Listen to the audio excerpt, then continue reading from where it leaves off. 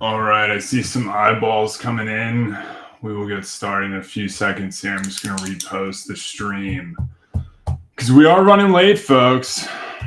We are running late, and the thing that people probably take for granted is they don't know how much time and effort goes into hair and makeup for both me and Bit Strategy. Hair and makeup really, takes up a lot of our prep time. You know what I mean? For me, bro, it's the eyeliner on this like golden eye of mine. Just takes me forever. I know. For me, it's like the foundation. Like you want to get a couple bases out there.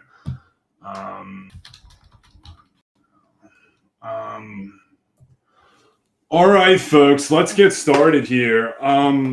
Ladies and gentlemen, welcome to episode 4 of the ryQuant broadcast. Kind of boring, news week or so, right? Nothing to talk about. No major earnings call. I kind of forget when our last show was relative to the earnings call. Oh, no, we've had a show since then. We got the earnings call. We got nonstop entropy in the form of sentiment, which is all over the place. We've just got a lot of stuff going on.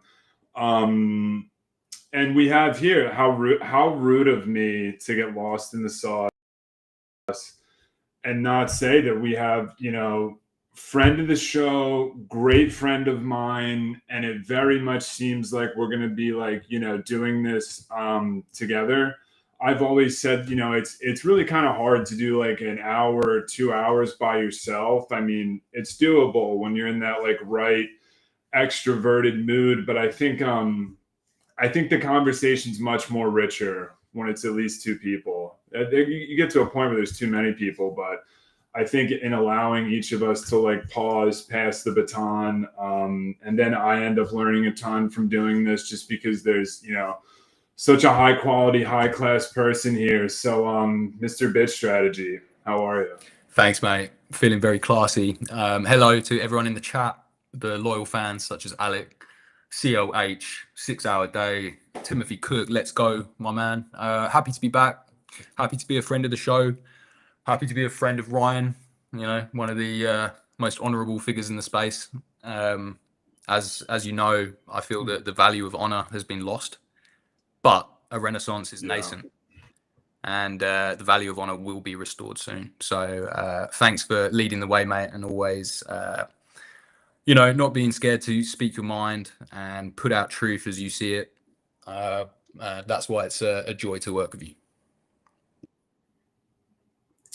Wow, you see, in this guy, like we talk about the things we're gonna say at the intro to get us, going, and I had no idea that was coming. Yeah, it's and not to get we're going to get into MSTR. We're going to get into our main 2 topics of MNAV guidance, Ponzi scheme type narratives, and a couple other adjacent. Remember that word, a couple other adjacent topics to those words. But so not to get too derailed on this, but thanks.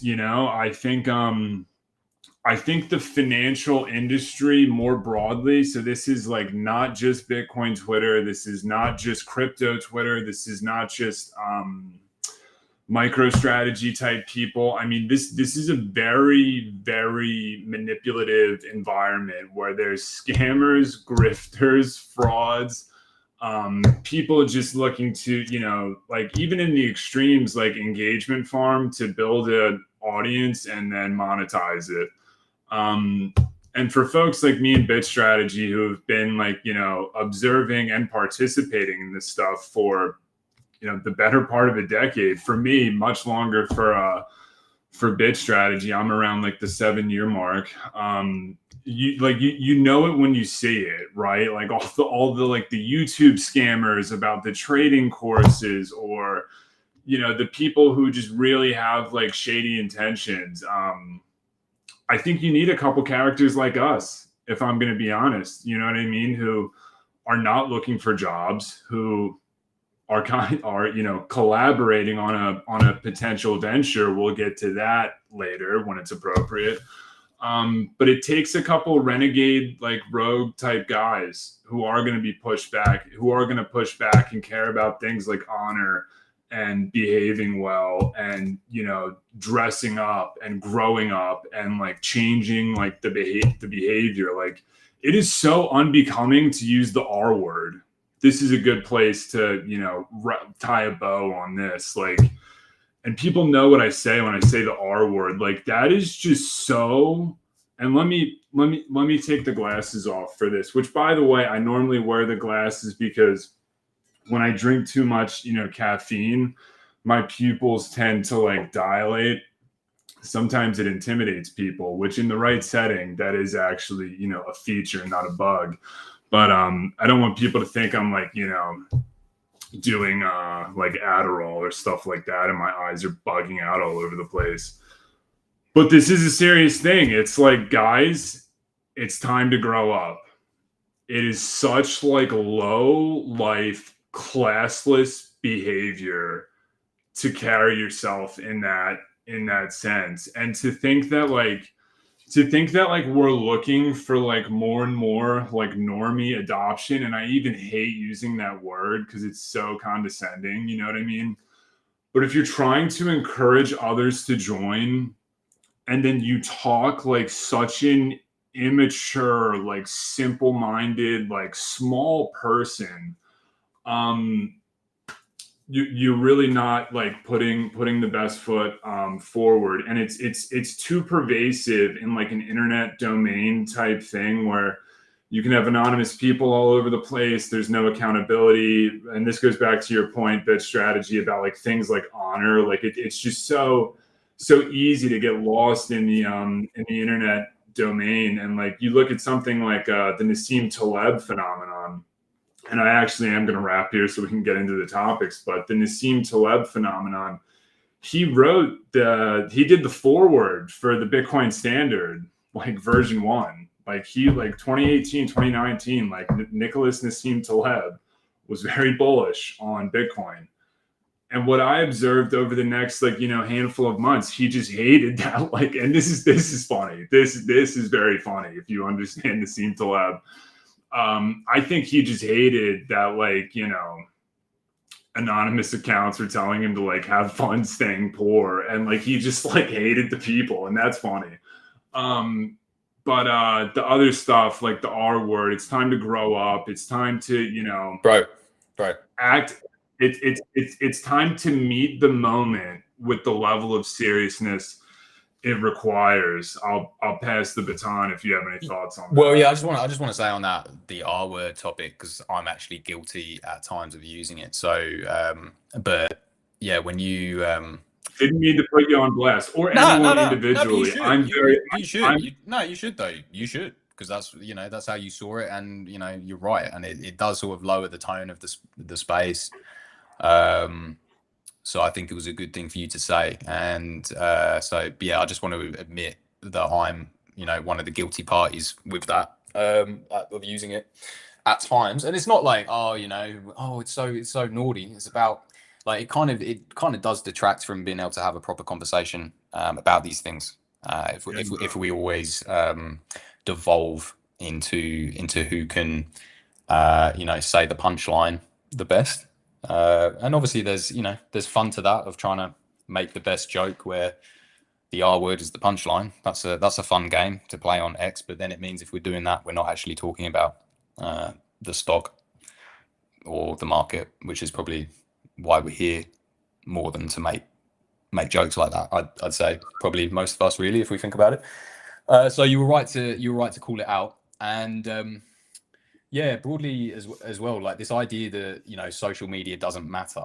Like, if you think of how absurd that is in 2025, like in every single industry, social media is dominant for marketing, pretty much, or like most industries, not all industries, of course, but not all of them. You're right, a lot of them. And you know, it has a huge influence. So the idea it wouldn't have, or the discourse doesn't impact the market.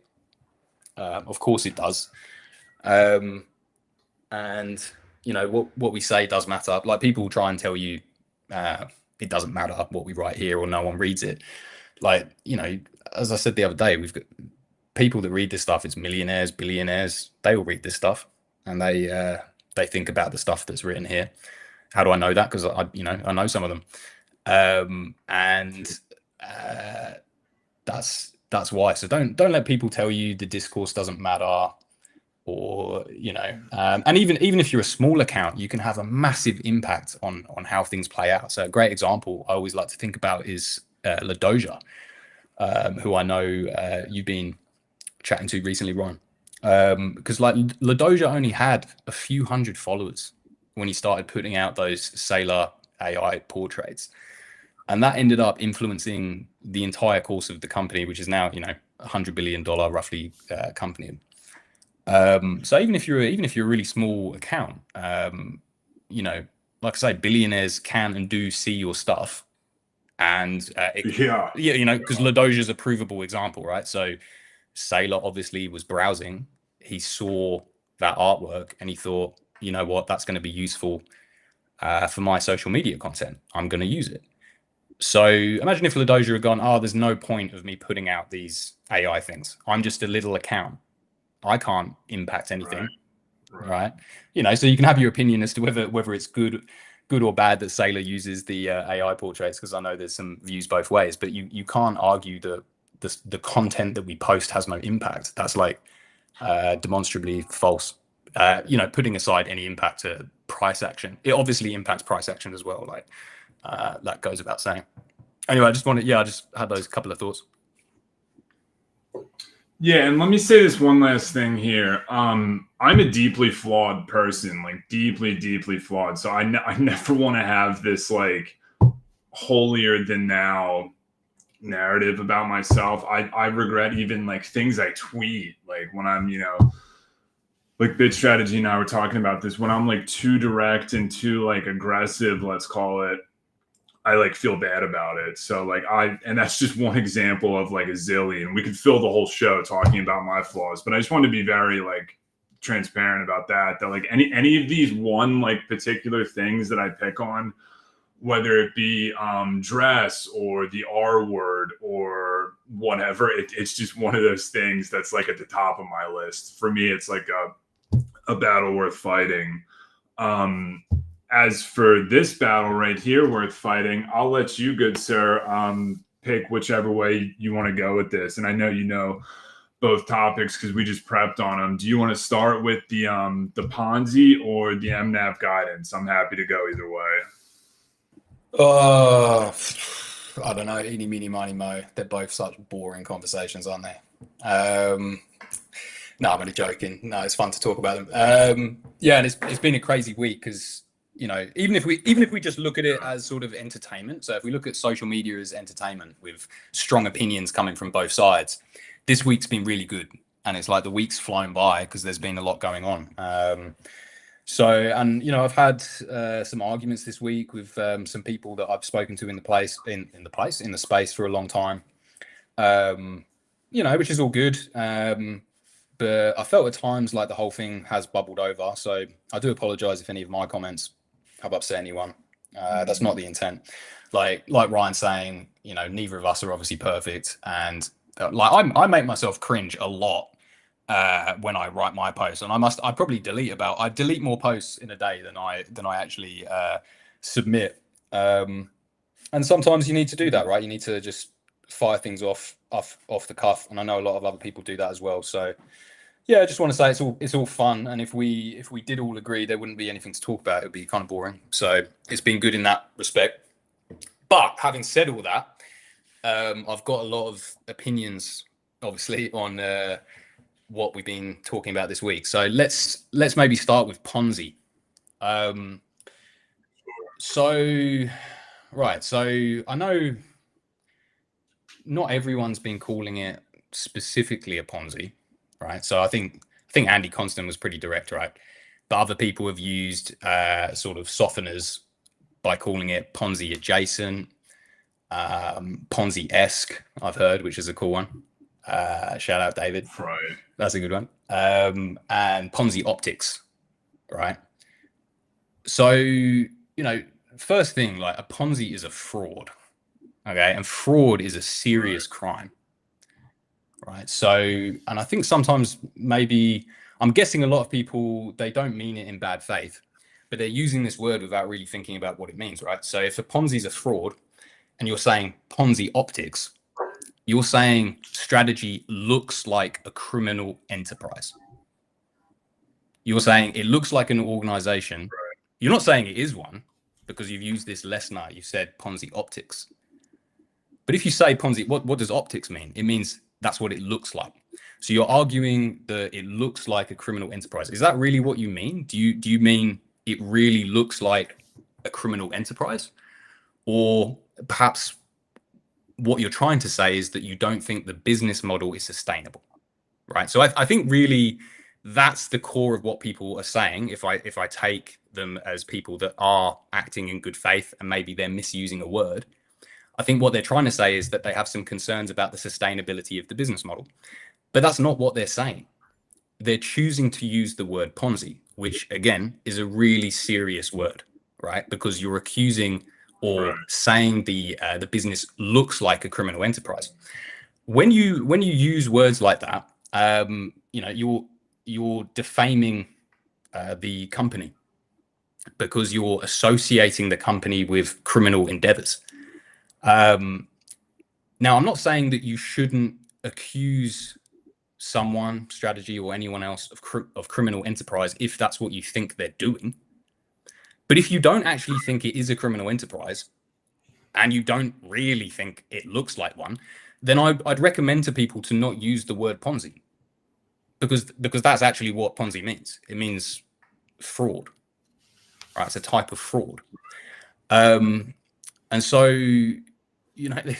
I brought this up in a post, like, it's so ironic that we're talking about this because a lot of the people I feel that, or for example, one of the people I feel is responsible for the latest craze of using the word Ponzi was Checkmatey. Now, I don't know much about that guy other than he's Aussie and he's a Bitcoiner. I haven't really followed his content, but I know a lot of people respect him. And because he's an Aussie Bitcoiner, straight away, I think obviously he's pretty cool, right? So that's why it was kind of disappointing to hear that word bandied about by someone like him, who is a Bitcoiner, because as I'm sure he knows, people have been accusing Bitcoin of being a Ponzi or like a Ponzi for years, right? Yeah. And very similarly, like the word gets used because it gets clicks, right? If you chuck in the word Ponzi and you put that in a headline, you're going to get more people clicking on your content or watching your video or talking about your post. That's why people use it. They don't use it because it's the right word to describe what they think. Right. They use it because they know more people are going to click on their post. So really what they're doing is, if they're monetizing their content in some way, they're making accusations or associating a company with criminal enterprise for personal gain. Right now, I know that sounds quite harsh, but what I say is, that's what the word means. Again, Ponzi means fraud. So if you're saying something is next to fraud or looks like fraud, it's a serious accusation. So cropped up from, I think Checkmatey used the word Ponzi adjacent, and then we had that now infamous Andy Constant, Lynn Alden interview on I think it's Danny Knowles' show, What Bitcoin Did. I think I'm getting that right.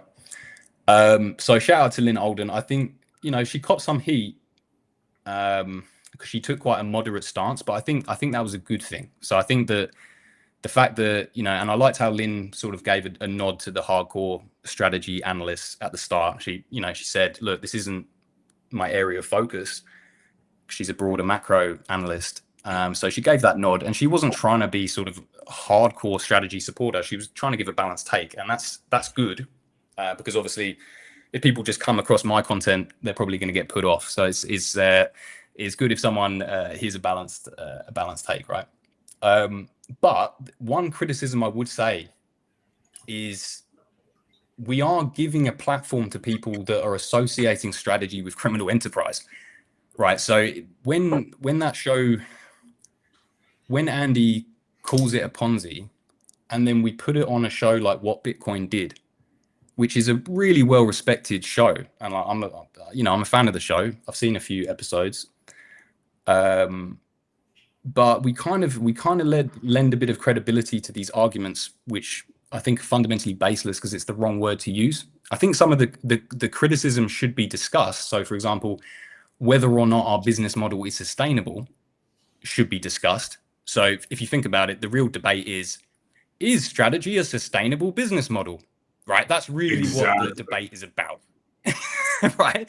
But what Bitcoin did, they know if they put the Ponzi title, it's gonna get talked about more. So, I get it. I'm on social media as well, and I've made about 10 posts today saying the word Ponzi, so maybe I'm associating with it. So I'm not trying to say anyone's a bad actor here whatsoever. But I am saying I think we should maybe be more careful about the words we're using and go, is that the proper framing for the debate? Because if we do want an honest discussion about the sustainability of the business model, the first step is to not say it looks like a criminal enterprise, because then we can't have an honest debate. Like if you're trying to have good faith discussion, you don't accuse the other party of fraud as your opening salvo. That's that's the definition of non-constructive criticism, right? Because you're saying the person is looks like at least that they're committing a crime.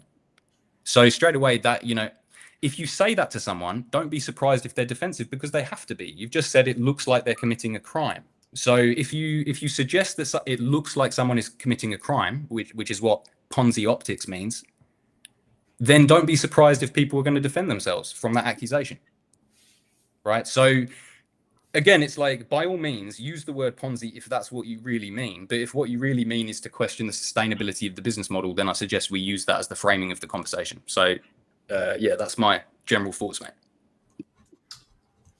A lot of good stuff there. Number one, words matter. Words matter, especially when you're talking about this, these matters of such high legal consequence, and there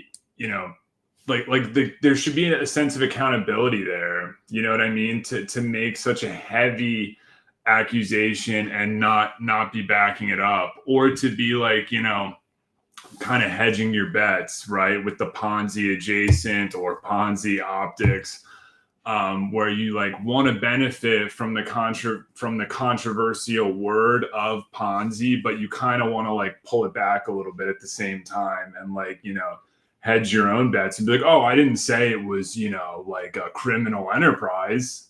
I just said it was, Ponzi adjacent, totally different thing. It's like, no, they know what they're doing with this. And this kind of this is where things get messy, especially with how we were talking a little while ago about honor, you know what I mean?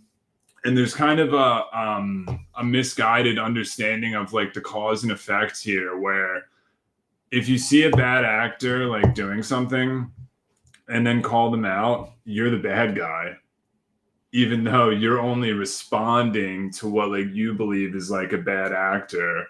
And that micro idea also ties into something else that you were getting at too, where it's people will make these claims, right? And or it'll be something like the top tweet will be Saylor's going to get margin called, which always specifically bothers me. At least say strategy, or at the time micro strategy is going to get margin called, right? Because just using his name, that's saying LeBron James. It just pulls people in because people get so fixated on the main public figure thing. But then I would respond back, right? Think early Quampro's era. I would respond back as to why it's not, or why the convertible bonds have no recourse, unsecured, there is no margin call price, right? And I'd be very direct. I'd get the words right. I'd look them up on the side, right? That's one of the greatest things about Twitter is the public accountability. For me, it forces me to actually do my best to get it right, because if I'm putting it out there, I know it's going to be a gauntlet of feedback. But so I give that feedback, right? Long story, we're definitely doing the Donald Trump weave here. but you respond to these bad takes and they're like, now you're being emotional. It's like you're an emotional shareholder, like, and then we just immediately get into that like personal, like now we're not even debating like the question, which again, I loved how you said like proper framing, words matter. The real question is like, is the business model sustainable? Like that's like the sophisticated question. You could bring like bulls and bears up and have like an open, honest like conversation about that. Once someone like responds to me and is like, you're just emotional, well, it's like the conversation is irreversibly over and it can never be like rescued from that point, because like they've chosen to go personal, they've chosen to like ignore the main question at hand. So again, I absolutely do think that like these things are going to keep happening, right? Like when I came back to Twitter, maybe I'll try and find the post when you're talking, but when I came back to Twitter and for a little while had like the Ladoja, speaking of Ladoja, had the Ladoja made Pikachu as my profile picture. When I made it, that like the caption that I put was "Embrace the entropy." Right? Because like there is going to be so much like chaos, disorder, uncertainty in the sentiment of Twitter, right? Like everything that I was just saying about is like in the sentiment of Twitter. And it's in like the number of people talking about this stock, all of which is very well measurable, right? Through like Google search trends. I don't know, all these like third party like data sources out there all do these like, you know, how many people are talking about this on Reddit? How many people are talking about this on like YouTube and Twitter? There's plenty of places that are like tracking all of this, even just like the volume and the actual stock itself. I don't even know where I was going with that, but that was my last point here, that like this like the entropy of like the sentiment, it was here when I got here. It was like, you know, after the FTX collapse, people were really thinking that's when MicroStrategy was going to go under, but nobody was recognizing that, like, you know, this thing's trading below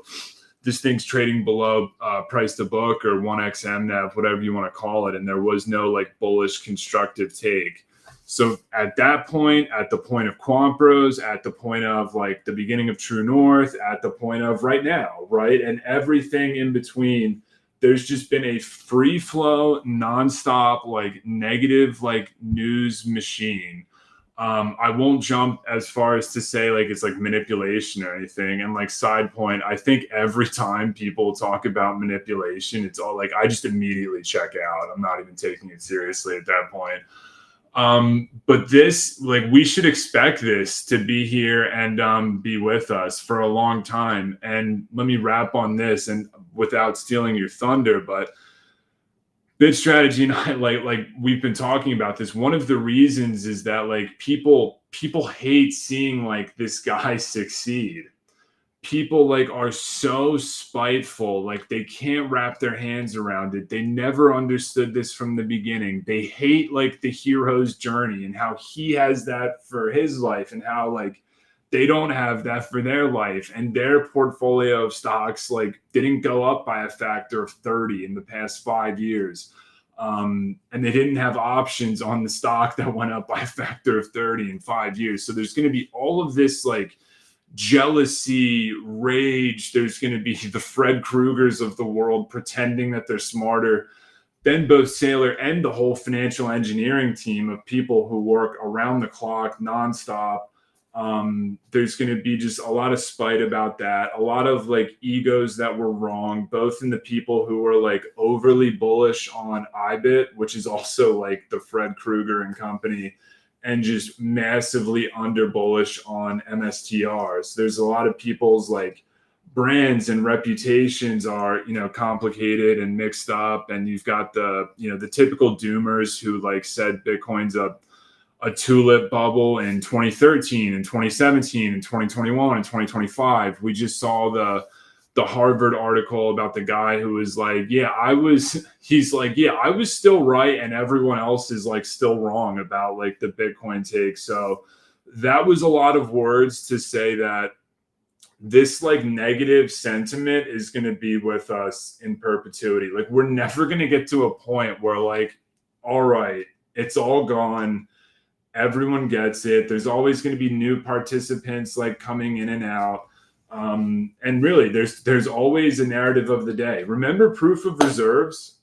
Remember for 2 or 3 weeks, that's all everyone ever wanted to talk about. Opportunistically bringing it up at certain points and then post back to the social media, the way people like frame things. It's like the answer will shock you about, you know, proof of reserves. And just one thing on that real quick, like there's just a massive like cognitive disconnect between like Bitcoiners overlaying like their perception of like value into a security package. It just doesn't work. Like, right, like what can work for the guy or gal who really wants like self-sovereignty? Bitcoin on cold storage. But to think that that individual person or individual family is expected to operate the same way, like a big public company is expected to operate the same way as the individual, that's just fundamentally wrong, right? But there's like never an acknowledgement of this. And that's what the proof of reserves like discussion is about. It's like, oh, since Bitcoin, we can run a node and there's, you know, it's all decentralized and the open ledger and all this stuff. Now those principles need to be thrusted upon a public company that has like a different criteria of interest to serve. Like, so there's all these like fundamental cognitive disconnects. Nobody ever talks about that because it's not sexy. It doesn't boost the numbers. Many people are looking to monetize their audience. And before I start to waffle, because that was a good one, let me pass it back and you can talk about whatever you want while I get my notes together. Nah, man, it's good points. Just on that idea of you know, I think people having some difficulty with Saylor. I think that's true because Saylor has challenged a lot of the principles in the space. I think we talked about that last time. So there's lots of people that have built big social media platforms or businesses based around paradigms that Saylor has challenged or written books, right? So naturally, as some of Saylor's paradigms become more dominant, it's a threat to the position that some of these people are in. So, and that's, you know, you see that in any new industry when there's a disruptor, right? So that old cliche, right? Disruption. So anytime there's disruption, the incumbents get disrupted. And that's what Saylor's done, because he's come in with a lot of ideas that people hadn't thought of before. And I think the thing that infuriates people is that it is so simple, right? And or I'll hear things like, oh, you know, people have always been doing debt and equity deals on Bitcoin. That's been happening for years and years before Saylor did it. It's like, okay, well, why then do you not have a public company with 500,000? If it was so obvious, or nothing was missed, or Saylor hasn't done anything innovative, why are you not in his position, right? Particularly if you knew about it and were on board with Bitcoin years ago. So I think that's important to consider whenever you're looking at people's takes in the space. Have a think about what their conflicts of interest are, including mine. Right? I had someone tell me the other day. They go, "Well, you're just overexposed to strategy." I'm like, "You think? Like, I'm, you know, of course I'm overexposed to strategy because I've made this my mission in life, right? So when strategy has a big swing, yeah, it has a huge swing in my net worth. So yeah, I might be feeling a bit emotional because I'm human, right? So absolutely take into account my position when you think about my takes, right? I'm not trying to tell anyone what they should do, and obviously I'm biased. But also think about everyone else's takes. So does the person work for a competitor? Does the person have a business which has run on the paradigm of cold storage Bitcoin, for example? Or has someone built a business and a reputation by selling books on promoting Bitcoin as an alternative to central banking? Or have they presented a model where it's a hybrid system? Right? Have a think about that. Because let's say you've sold 500,000 books presenting Bitcoin as an alternative system, but then Saylor shows you actually it's a hybrid system. Well, then that's going to be quite difficult to stomach, isn't it? Because you've built a platform, you've got legions of adoring fans that look to you as the person they get their information on Bitcoin from, and you have to explain to those people what you missed. That's really hard to do, right? It's even hard to do to yourself, to admit that you might have made a mistake. So I think that's really key. And I'll just finish with, which I think is how people, in my view, are revealing themselves to be bad actors to a degree. If you have constructive criticism for Saylor, what I suggest you do is that you start with his principles and give him the benefit of the doubt that those principles may be valid, right? So, for example, one of the things that's come through recently is suggesting Saylor should sell Bitcoin. Now, I'm not saying we shouldn't have that discussion, right? But what I would suggest is you start by acknowledging that the fundamental driver of our success so far has been these principles that Saylor's laid out, one of which is to not sell your Bitcoin. Right. So if we start by thinking why that has been so successful, we actually make our argument stronger. So you can still conclude that he shouldn't and he should sell, but if we start with the presupposition that Saylor's principles are valid, and then think about how we might be wrong as a first step, so why shouldn't we sell our Bitcoin, for example? Or another good example is, with the ATM, right? So if we start from the principle that using the ATM is a good thing, right, in general, if it increases Bitcoin per share, right,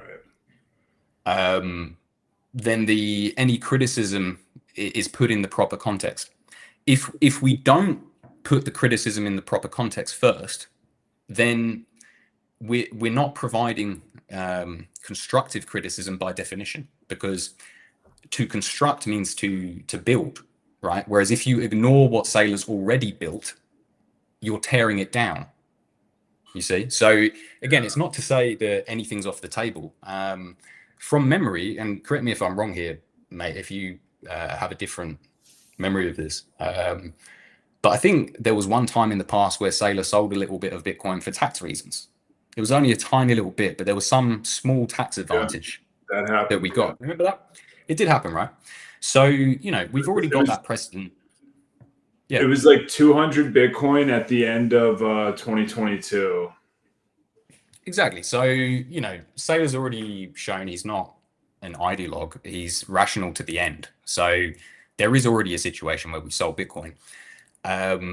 So it isn't crazy, the idea that potentially the business could do it if it was the right thing to do. And there's, precedent of it happening in the past. But if we talk about it as more of a structural thing that we're going to do, I think the starting point, again, for that conversation is to recognize all the reasons it's a great idea to only buy, right? We start with that. We go, okay, we've built our position in the market by being clear that we're going to buy Bitcoin and never sell it, right? And the power of that signal to the market is enormous, right? So you don't just have Saylor's continuous bid. You have the confidence that he gives the market that that's all that he's going to ever do, right? Which has a second order effect. So I understand there's, people can make arguments that there's second and third order effects from selling the Bitcoin, which might be positive. That's great. But I think we should start from understanding how foundational Saylor's messaging of buy Bitcoin, never sell Bitcoin is. Like, the reason we've got to this point in the market is because it's like a lighthouse in the dark, right? So Saylor's just putting out that signal constantly. Never sell, never sell, never sell. You don't want to mess with that. You don't want to mess with that. unless I think, in my view, unless it's an very isolated situation, with a clear instant benefit, one-off, like with that tax situation. Yeah. So, and another couple of examples on that. A big one I think is proof of reserves, or this incessant, which again is just a thinly veiled attack in my view. Again, if you want to provide good faith criticism, you start by acknowledging the reasons Saylor's given why he doesn't think it's a good idea. Okay, so if Saylor's a very smart guy and he's an engineer, he doesn't do anything for no reason. So if he's made the decision to not publish our addresses, he's got very good reasons to do so, and he's actually talked about them at length. So if you've got something to say about it, I welcome that, but I suggest what you do is you start by directly referencing his reasons for it, and you directly challenge those. If you ignore the reasons he's given, you're not really providing criticism or a useful argument in any way. It again, in my view, just reveals you as a bad actor if you do that, because he doesn't go on camera and talk about his rationale or respond to questions at events for no reason, right? It's and he has explained. He's explained various times. Okay, so proof of reserves was another one. What's another one? Don't sell your Bitcoin. Let me have a look here, bro. I've just got one more. Oh yeah, and timing the market. Oh, that's another one, isn't it? Yeah. So again, he's gone, I'll be buying the top forever, and then people, without realizing the irony, without realizing the irony, they go, but Saylor, have you considered timing the market? And they think they're actually offering something that's useful. And it's like, maybe you are, but again, start with the respect that he deserves for getting to this point, right? So let's say you did have that criticism. You go, Saylor, wow, what a genius move to not time the market and to ignore that principle of trading, which we all think was, a good idea as traders. We all like to time the market and go long and short. But what you've done is you've flipped the script on that, and you've gone, I'm never closing this trade. I'm just going to keep buying it, and I'm not even going to worry about the price. Like, that was, right. To me, that was one. It wasn't like crazy to me when Saylor came in and he went, buy Bitcoin, don't sell. I thought, that's smart. What really blew my mind was when he was like, I'm just going to buy the top. I was like, huh? You're going to buy the top? I like a lot of people when you're mad, mate. You're mad. So you're just going to buy the top. That's your plan. You're not going to look at anything, and you're just going to go ham. And then, because like a lot of people, I fell victim to that. He might get liquidated, FUD, because I hadn't done my due diligence, right? So I was one of those guys that had heard the FUD, hadn't really gone deep into the company's disclosures, like some people were. So I actually thought, there's a really high risk. But when he came out the other side of that horrible bear market that you talked about earlier, I went, oh, okay. So he actually did know what he was doing. So he was buying the top, and he knew, even in this most horrific of bear markets, it was going to be all right.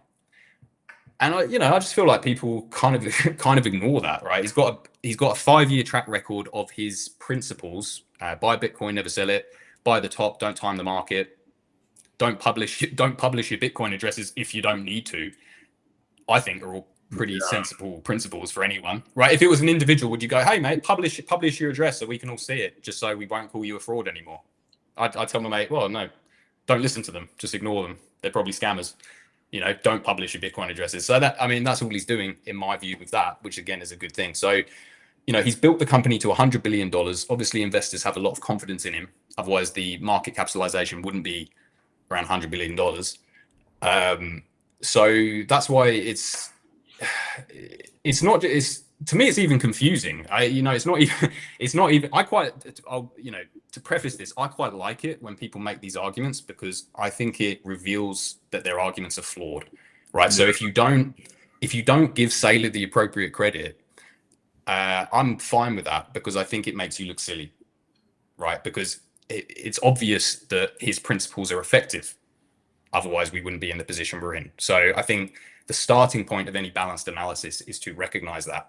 You see similar things, man, with I think we've talked about Alex Epstein, the moral case for fossil fuels guy. Energy, Have I talked about that? Yeah, and I like how he talks about, or he frames his critique of the global warming movement.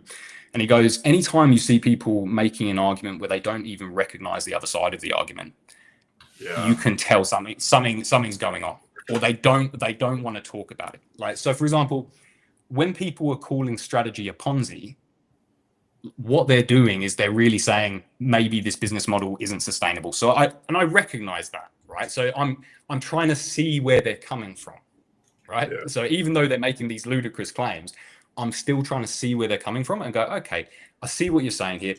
I don't think you're really calling strategy a criminal enterprise, but you're questioning whether it's going to be sustainable for us to use our financing cash flows to pay the dividend expense in perpetuity. At a technical level, that's what you're questioning, right? So I can acknowledge that side of the argument and we can go from there.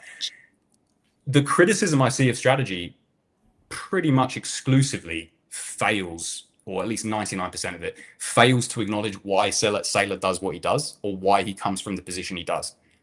Right. So, it's all good because, it gives us something to talk about on X. But I'd actually like to be able to talk about these things more seriously. And if we use the wrong words, or if we don't start by, giving Saylor the appropriate credit, not in a cringy way, as I know some people think my content might be a bit at times, but in just kind of in an obvious way. If someone's got to $100 billion as a Bitcoin company by doing certain things, we might want to consider their validity or use that as the starting point that they're probably valid. Like the selling the Bitcoin one is funny because it's like, have you really exhausted every idea you can think of how to not sell the Bitcoin before you're suggesting Saylor sell the Bitcoin, right? So literally, like, if you're going to do a brainstorm, how about you start with that point? Not selling the Bitcoin, because it's like you're starting your analysis from, hey, hang on a sec, how about we just sell the Bitcoin?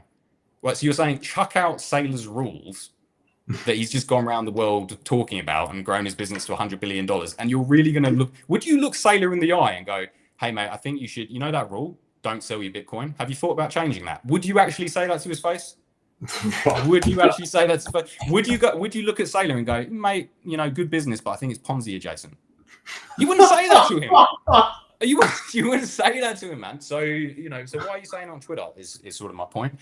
Especially if, as a lot of people say, oh, don't you just want a good faith discussion bit strategy? Like, don't you just want to talk about this? I'm like, yeah, I do want to talk about it. So, imagine like we're all sat around having a nice dinner with Saylor. We've all had a glass of wine. Are you actually going to say these things that you're posting? Like, I think, it's got Ponzi optics. Would you say that? If you would, fair enough, I guess. But I'd say to you, you're mad. And, because it's obviously not a Ponzi, is it? Because if it was, you wouldn't be associating yourself with it. Exactly. Right. So if you even thought it was 1% chance of being a fraud, you wouldn't hold shares, obviously. Right. So if you thought there was even the tiniest chance hey, wait a sec, this thing I'm invested in looks a bit like a fraud. Right. Well, you're probably going to divest immediately, aren't you? You're going to divest. You're not going to hold it. You're not going to carry on associating yourself with that company. You're going to move on to different things. Clearly. So you don't really mean what you're saying if you call it that, but then you don't divest, in my view. Bit of a rant there, mate. I'll pass back. Yeah. I mean, a lot to check in on here.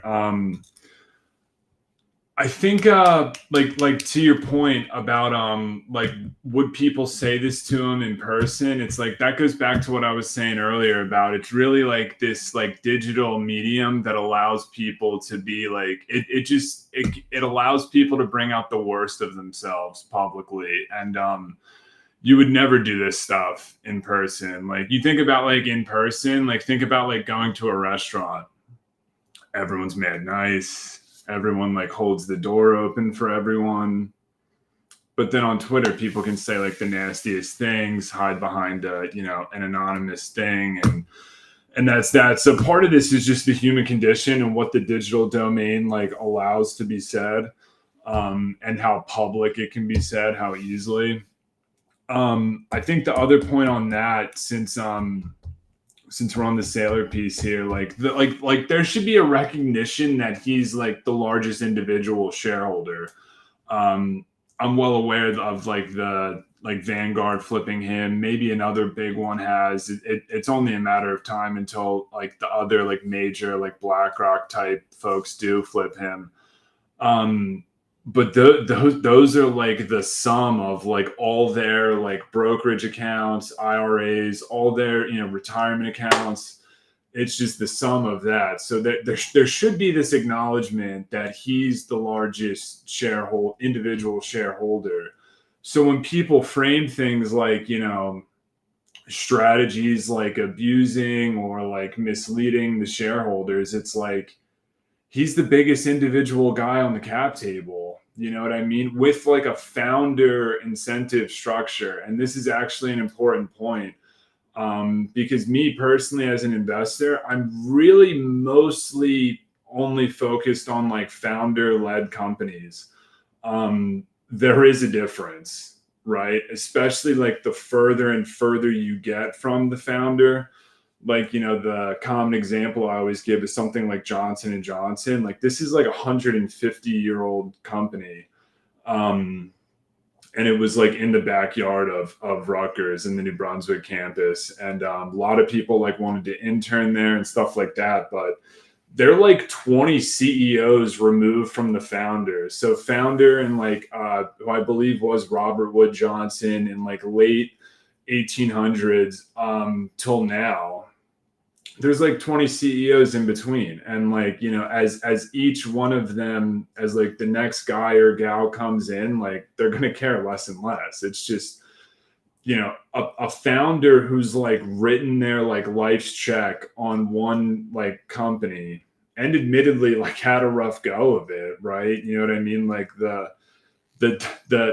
.com meltdown, that's one of the largest like recorded realized volatility events that I can think of. Like there's really nothing else in the .com bubble that went down that much and existed on the back end, meaning a lot of those companies were like M&A, like merger and acquisition type activity. I'm sure there was like hostile takeover type activity, but the reason that MicroStrategy at the time was able to exist was because one person did have the majority of like the voting rights. So, and there might be other like legal jargon like associated with that, but that's like the main idea here. And absent that, like this thing might have not, existed, or it would have been acquired and simply just existed in another form. So you think about that like trajectory, the founder staying there, and then like really, hitting his stride at this point in his career after, fighting the tough battle against the Microsoft, just the bigger, more well-resourced like company. It's that's just really fascinating. So that like the point there is like there should be this recognition that like Saylor is the largest shareholder. And then the buying the top forever thing is so like hilarious and I think like important in the sense of this was that Tucker Carlson like one-on-one that he did when Tucker was still on Fox News. And if you remember back to that, like Tucker, like it seemed like they were gonna wrap on like the question prior. And Saylor's answer on the question prior was, something optimistic and bullish. And he mentioned like the Lightning Network and like fulfilling Satoshi's promise, something in that ballpark. And then Tucker, like he's staring at him with like the narrow eyes and he's like, so you're buying? And I didn't see that question coming. I don't know if Saylor himself did, but his answer of like, I'll be buying at the top forever. For him to say that, and then for that to quite literally like come true with like just the nature of the business, where like as Bitcoin's rallying, as the stock's rallying, as the MNAV goes up, it becomes more and more accretive to sell shares at that price, right? Like this is something that we've talked about where Bitcoin yield is essentially a function of MNAV. Meaning the higher the MNAV, the higher the Bitcoin yield is going to be. So it's interesting that he was bold enough, had the conviction to be like, yeah, I'm not trying to time the market. I'll be like gladly buying it at the top. forever. And then it's interesting how like mechanistically, like that is what happened there. Couple other points here, probably like two more, and then I'll pass it back because we still got to get to the change in MNAV guidance question. But the whole like needing to sell Bitcoin thing, I do think this is one of those things where folks haven't really fully explored the alternative ideas. And one of the common things that comes up in the conversation at this point from the bears is like, well, what about when Bitcoin goes down 80%, MSTR is at a 0.7x MNAV, go? Like, what are they going to do? And I'm like very well aware that like the business becomes like more challenging at that point, but they're not taking into account like the rest of the potential like preferred securities that could be launched at that point, or more simply the fact that like you think this isn't like a common topic of conversation at strategy, like figuring out these potential issues like far before they happen. I would disagree. And so a lot of this comes back to like just the people sitting in Twitter spaces, like, thinking they're smarter than the financial engineering team at strategy. And, like, again, there's just so many more like variables that go into it, like such as like MNAV, like how high is that? Because if it's at all above 1, it's more accretive to sell the stock than to actually sell the Bitcoin. Then it causes this whole hubbub around, I thought we were never going to sell. Luckily, that 200 Bitcoin, selling event, it was for some like tax related, like wash sale type purpose. Luckily, that didn't get blown out of control from a narrative perspective. But yeah, I just don't think it's fair for like the common bear argument to be like, well, what happens in this doomsday scenario when none of these folks, none of them imagined like a 4x MNAV or like a 3.5, let's call it. But I do think there's very much room for like, positive suggestions, even from someone like Fred Krueger, who said, something along the lines of, it might make sense for strategy to just ATM now, like $1 billion worth of cash, and then like hold it in like a money market fund or like, T-bills or something to get like some yield, but just to guarantee and like lock in that like we are going to be able to pay dividends for, X number of years because of these, because of the amount of shares we sold as it pertains to the amount of like prefs that we're going to launch, and to give us just like a layer of like, stability, security around the business. Like, I think suggestions like that should very much be on the table. But, however, there should also be an element of like, don't talk about it, be about it. Like, if the peanut gallery has all these like wonderful ideas for value creation, maybe we could put them into action instead of just like talking about them and like pretending to be smart while we like monetize an audience and do all of this stuff. So anything else on this topic of thoughts, or should we get into the MNAV guidance? No, I think this is it's good to talk about that sort of the doomsday scenario, because I know another hot topic of discussion has been the liquidation preferences, and I think the way we should talk about the capital structure or capital stack is to remember Saylor's guidance on it. That fundamentally the products are complementary, reflexive, and synergistic, and I think that's an important framing. And it's a fairly nuanced point, and I think that's why what I would describe as FUD has picked up quite a bit of steam. Is as you say, you've got people really emphasizing what will happen in these very low probability events, so like tail risk events that I think most of us would agree are fairly unlikely. So like a complete collapse in Bitcoin price, or maybe a collapse of the network altogether, and how that's going to look, and then that's used as the basis of the argument as to like why an investor is going to buy one security over another. So roughly people are going, okay, well, I'll buy this one or not buy that one, or investors are going to buy one or not buy one because of that scenario. And the way I look at it is, I think people buy the securities for all sorts of reasons, and they're not buying them just for what's going to happen in a tail risk event. Right. They're looking at the overall terms of credit, and different people are going to think about those risks differently. But broadly speaking, they're looking at the overall security, and they're basing their decision on that. So, for example, like, let's say I'm buying Strike now.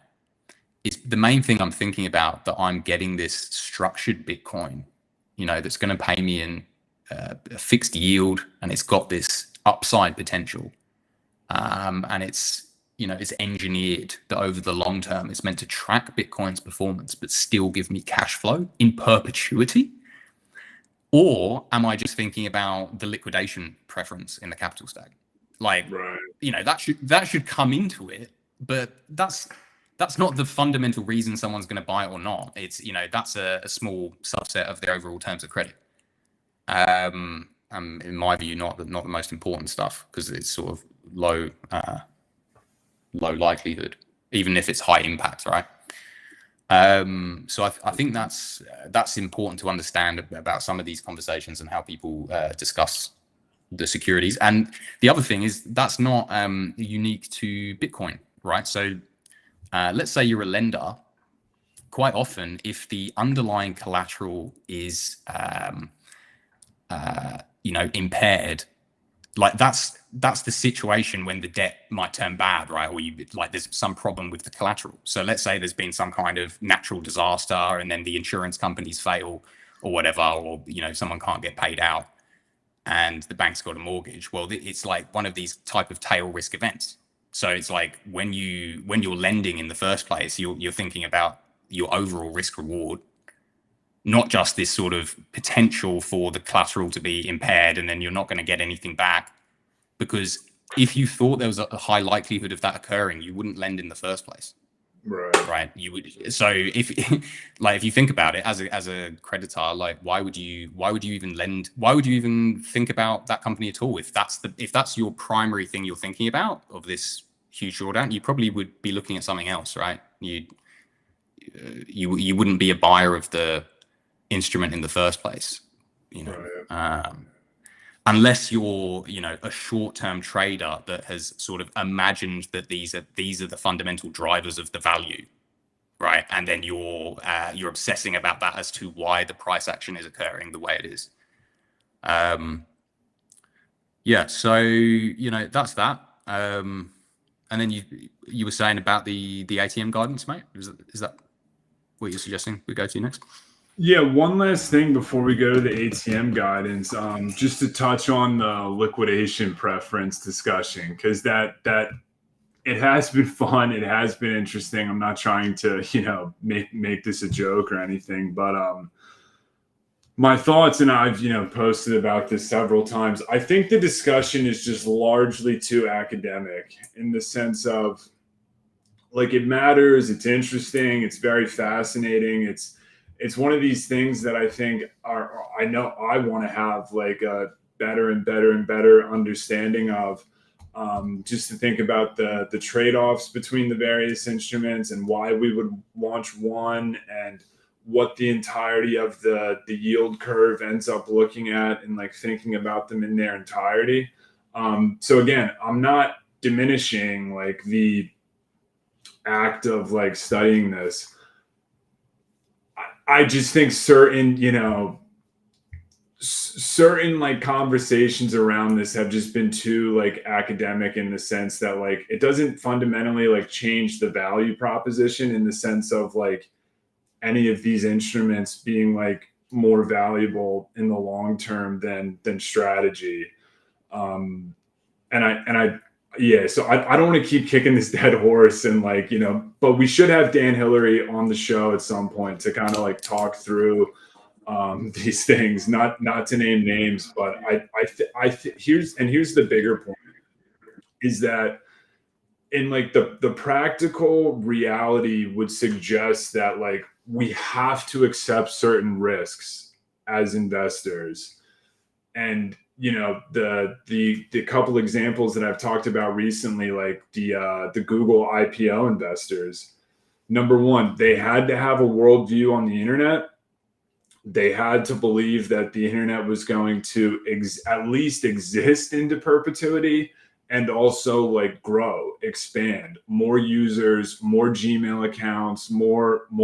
You know what I mean? And Gmail wasn't even, one of the IPO level things that came later, but it was like the search engine, right? So you had to have a bullish view that like this semi new, especially in the mobile and like the at-home internet setup. We're still very new at that point, like early 2000s, as far as like every blue collar home having a desktop computer and internet.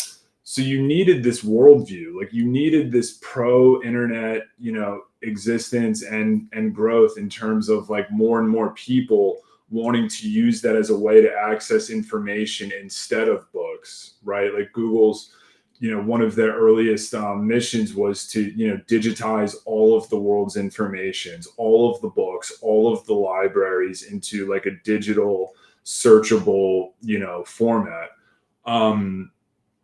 And one had to accept that like if the internet collapses, or if like a Paul Krugman right is right that like the internet's going to go the way of the fax machine, then like 100%, there is a chance that could be 100% loss of the risk capital that was put into that.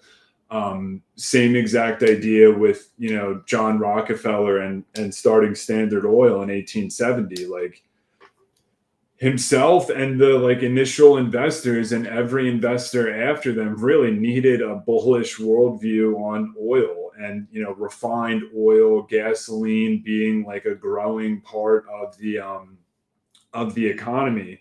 Now, granted, I understand that there's differences between both Google, ExxonMobil, and a strategy as like a treasury company, whereas those were more traditional cash producing businesses. But the idea is the same, right? Like the macro big picture idea is the same, that like these investments, these paradigm changing investments, let's call them, require a worldview on the infrastructure that lays beneath it.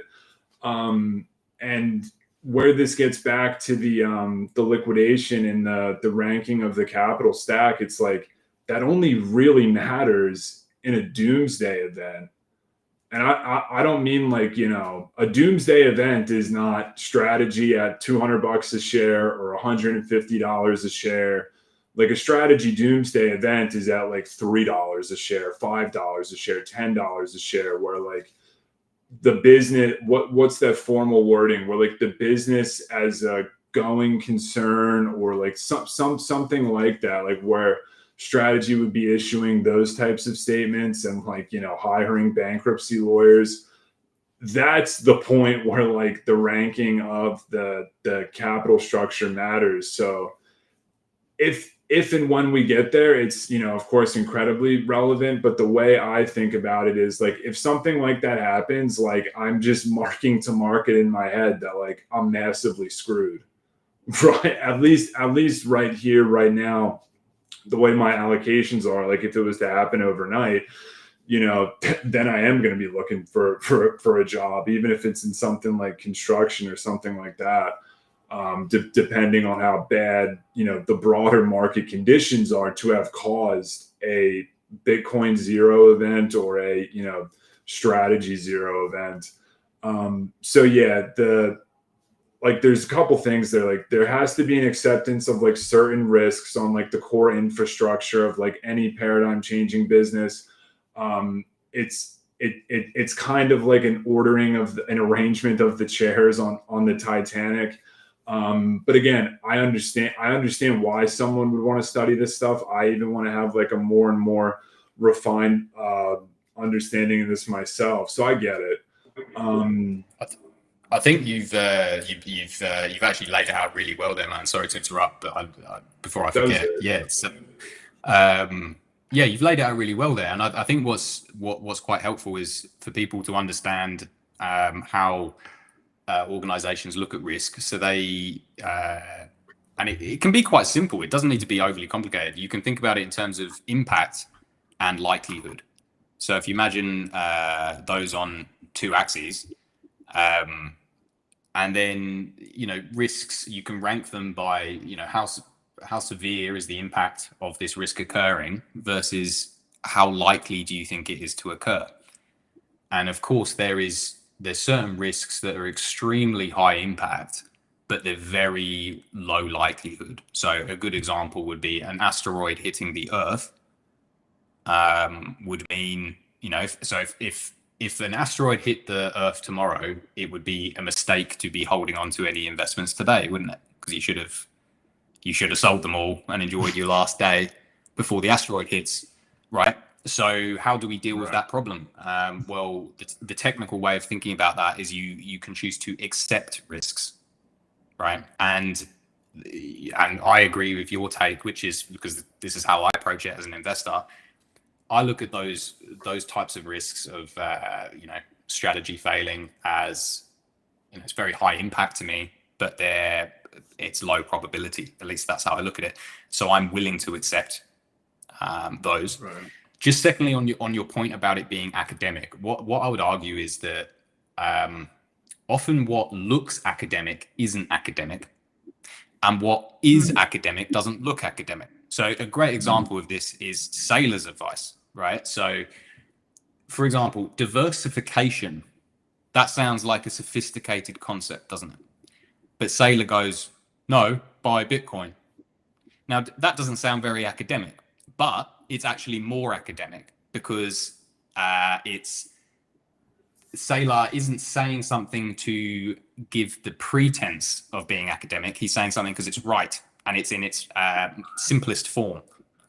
It's a bit it's like when you reduce down a fraction, or like the lowest common denominator, or that quote that strategy has as its pin post. If you go to the strategy profile on X, you can see this pin post, and I can't remember it off the top of my head. I should probably pull it up, but it's something like, perfection is achieved not when you finish adding things, it's when you is when you finish taking things away. And that's the principle of strategy. And if you start with realizing that's what sophistication looks like. Sophistication doesn't look like this overly complex, and it can't be said simply.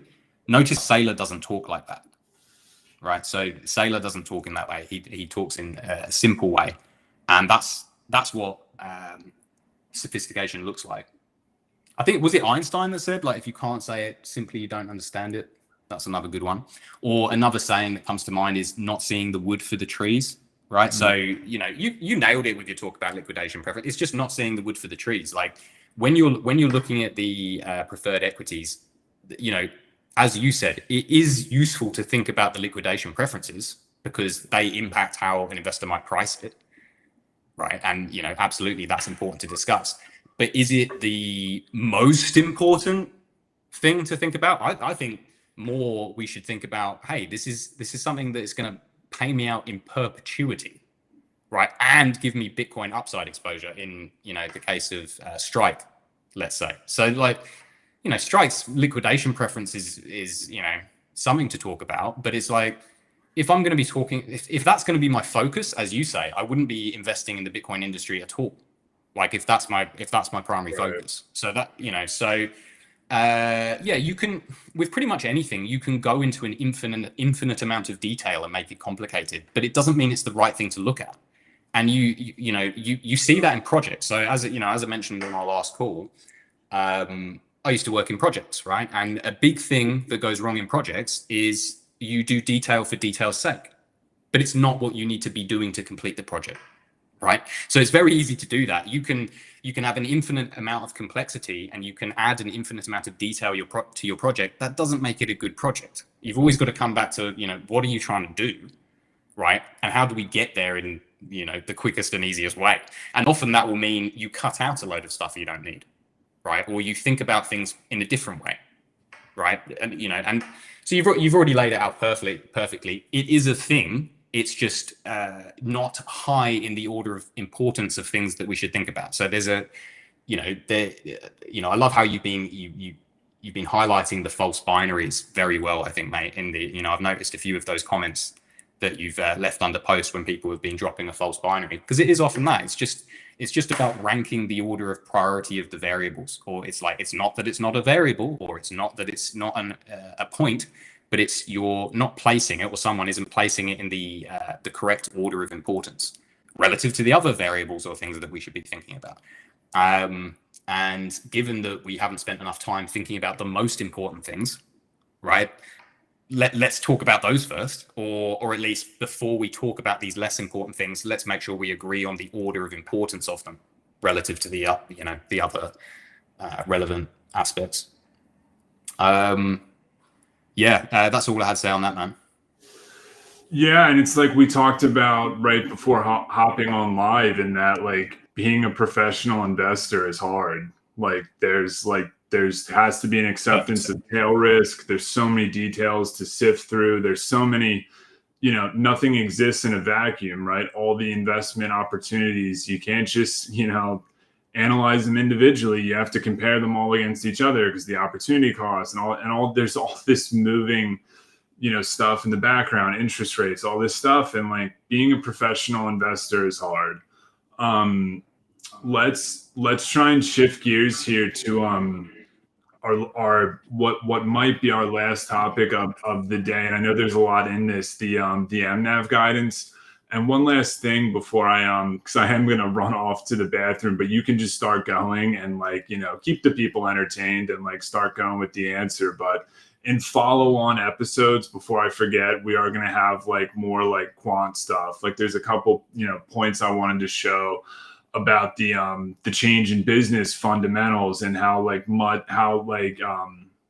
to quote Punter Jeff, how much stronger the company's financial position has gotten since the November 2024 top. And there's a couple creative, interesting quant metrics and visuals that I want to show for that, and talk about some of the broader market phenomenons, about how these things can be priced in, growth can be priced in in advance of the actual growth manifesting, and this process can repeat. So we do want to touch on more of the quant stuff. Both Bit Strategy and myself had a lot of stuff going on.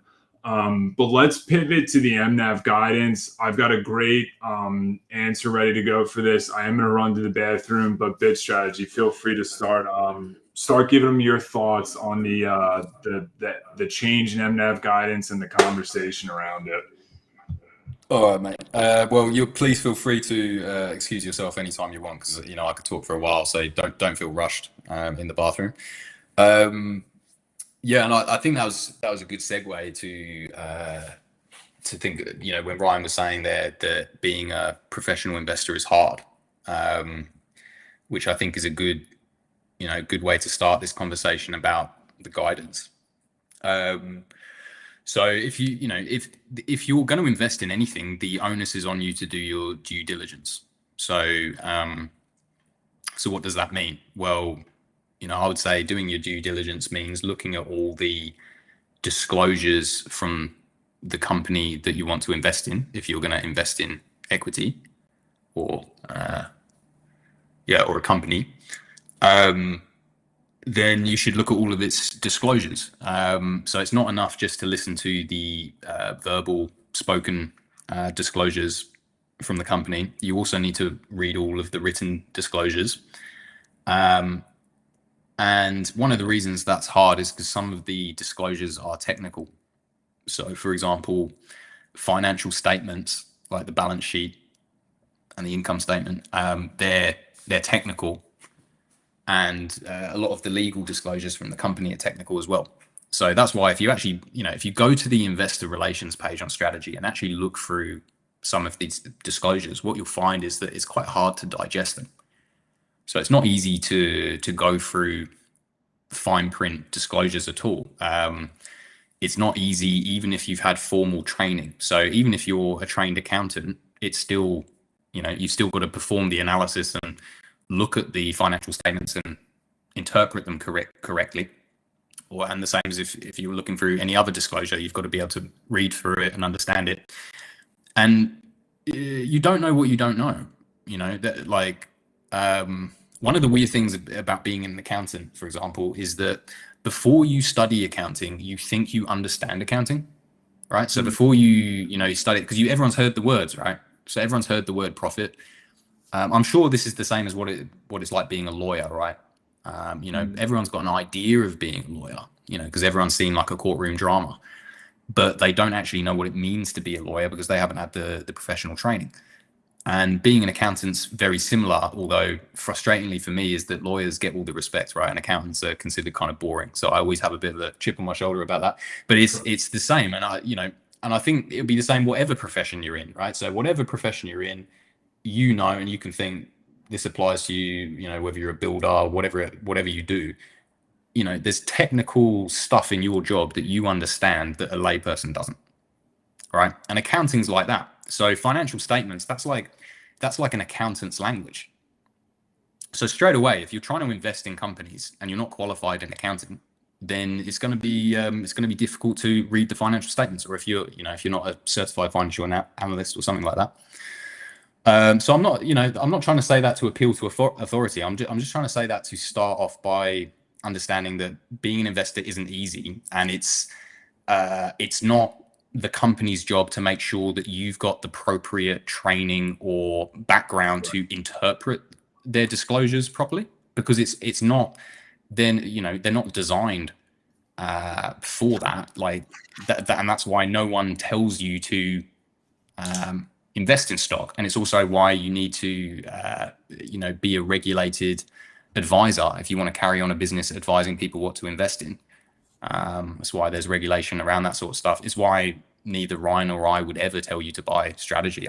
Strategy is one of the least appropriate things to buy for almost anyone, because you need to understand Bitcoin, which is a highly complicated domain. So you've got to have done your 100 hours of study of Bitcoin, but then you've got to understand corporate finance as well. And you can to understand accounting, you need to do a 4-year undergraduate degree, and then you need to spend 3 years on the job and do professional qualifications on top. So you're talking about like 7 years of focused study to get to the point where you can interpret these things properly. So where am I going with that? Okay, so obviously for anyone that doesn't know, we're talking about some kind of what's the issue with guidance, I guess, that's been going on. So initially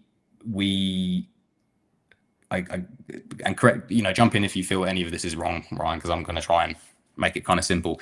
Initially, our plan was that we could issue equity above 1 MNAV, because doing so is accretive to shareholders. If we issue equity when our value is higher than the value of our Bitcoin, then it's a good thing for shareholders because Bitcoin per share goes up. So fundamentally, that was kind of our position before. If it went below 1 MNAV, which Saylor's kind of acknowledged before as well, then we could buy back the common stock. But then we released some guidance to say that we weren't going to use the ATM below 2.5 to buy Bitcoin. I think that's right. And then a week or so later, that clause was changed, and that upset a lot of people because they felt it was contradictory to the previous stance. And then one of the counter arguments to that is that there was a disclosure that the guidance can and will change from time to time, and one should be prepared for that. So if we're just sort of trying to observe that as a neutral bystander, which obviously I'm not, I'm biased and I've got a certain view, but if I was, we go, okay, well, definitely, some people that I know are shareholders are upset by this. That's a fact. And obviously, in an ideal world, you wouldn't have any shareholders ever upset. That would be great. So then I go, do I think strategy's done anything wrong? No. As I mentioned, I think a company's disclosures form what they say and their written disclosures. So if we disclose the fact that the guidance is going to evolve over time and then it evolves, we've actually done exactly what we said we were going to do. Right. And we can't, if Saylor read aloud every single disclosure, it would take forever. I've heard some people describe that as, well, that's just writing. They just put in there. Trust me, an organization like Strategy does not just put writing in there for no reason, right? So it's looked at by lots of different people. Lots of different people would have to approve it and sign off on it. And they do so for a certain reason, right? So there's a specific reason. Every word is included, let alone every sentence. That's the degree these things are scrutinized before they go out. And I think a lot of people they haven't had that experience of working in a big organization, maybe, so they don't understand the sort of the due diligence that a company performs. Now, that doesn't mean a company doesn't need to iterate the guidance. Of course they do. Of course they do. There's going to be constant changes to guidance, and it's evolved. The whole time I've been an investor, there's been a constant iteration. When we weren't a Bitcoin treasury company when we first bought Bitcoin. We were just adopting a Bitcoin standard, and Bitcoin is our primary treasury reserve asset. And then we updated our guidance and said that we're a Bitcoin development company. And then we updated our guidance again, and we became a Bitcoin treasury company. So there's a constant iteration. Yeah. And one should expect that. And that's also, the iteration is one of the reasons it should trade at a premium, right? Because that's good business, right? So one of the principles of particularly, tech is you constantly iterate, and you get feedback and you tweak, you notice things that aren't exactly right or exactly how you wanted to say them, and you tweak them. So when Strategy does that, it's actually evidence that they're operating in good faith. They're constantly looking at what they're doing and constantly trying to update it, right? So the fact that they've recognized that and they go, hey, we want to update this, that's a good sign. It means they're ensuring that you're properly informed, or they're updating their guidance as they deem appropriate, because they're the people that are qualified to do so. And so, how do I then get comfortable as an investor with Strategy if there's all this change all the time? So how does that make sense? Because I understand why some people might look at that and they might go, oh, that's quite disconcerting that it's changing all the time. So what I would say is, fundamentally, I come at Strategy with trust in management, right? So for a long time before I invested, I listened to Saylor videos, watched Saylor videos, researched the company, and I didn't have any trust in Saylor to begin with. Trust comes over time from continued communication, from having a sense of the person's character, their vibe. Everyone, when you speak to anyone, you get a sense of their vibe, or whether you like them or not, or whether you think fundamentally they could be a dodgy person or not, right? Everyone understands that intuitively. We get this feeling about someone, or we don't. And, even if you're neutral on someone, you might not trust them, certainly not trust them with your money. So for me, that took a long time to build. So even though I was following Strategy from 2020, I didn't first invest until 2023. And even then, I didn't have a huge position. I had a decent position. I didn't go all in 2023. I had a decent position. I doubled down in 2024 because my confidence continued to build. So I got to the point where I trusted management at a basic level, and then I saw how their guidance and the company evolved over time. Obviously, once I was invested, I paid even closer attention to what they were doing, and that built my trust further, right? So it's something that occurs over years. So when there's a change, right, my first step isn't to jump on X and go, Saylor looks, this looks like Saylor's lying to us, right? Because I've actually built it's just the same as if your mate does something a little bit weird. The first thing you say isn't, oh, you're a liar. You go, oh, he's my mate. Or he's a good bloke. I know he's a good bloke. So how about we listen to what or we think about where he's coming from, and because that's how you treat someone that you trust, right? And what I would, something that I've said to people, and some people I feel have been maybe a bit upset about this, is because I'll often say to people, this was I think the reason I first got blocked by Josh, was because I say to people, if you're in a position where you're calling management a liar, or you're at the point where you're not even willing to listen to what they're saying. So like Saylor's calling it accretive, you're calling it dilutive. So you're at the point where your fingers are in your ears. You're going la, la, la, la, la, when they're saying something, and you're going, they're a liar. If I got to that point personally, that's the point I'm like, I should have divested a month ago. Why am I still even involved in this business at all if I've got to the point where I'm calling this guy a liar? Right. And, people might go, well, I hold shares and there's a tax reason why I can't do anything. Even if there's a tax reason, if you think management are lying to you, why the hell would you carry on holding it? Like, seriously, why on earth would you?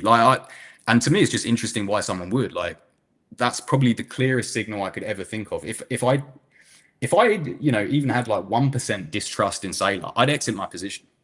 I've got 100% trust in Saylor.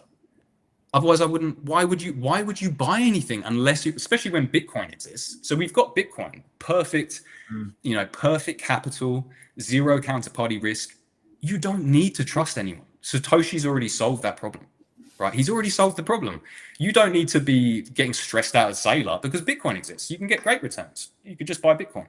Why take on any counterparty risk where you think someone might lie? You think they're not operating in your best interests, right? So, and if you do take Saylor as someone that's working for you, then you start to interpret every change in guidance from that perspective. So anytime Saylor says something new, I'm like, oh, great, Saylor's telling me something new. It's probably pretty important and interesting.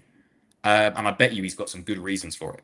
Right now, some people look at that and go, oh, you're a Saylor fanboy. I go, no, like I built trust in Saylor from listening to 100 hours of content. Like, is that weird? Like, why is that weird? So yeah, man, interested to hear your thoughts. Yeah. It's the classic one of those things where there's, a lot of moving pieces here. I think one of the interesting things to like say at the top is that like if we applied some of these narratives to like other companies, oh my gosh, would there be a tremendous amount of stuff to talk about?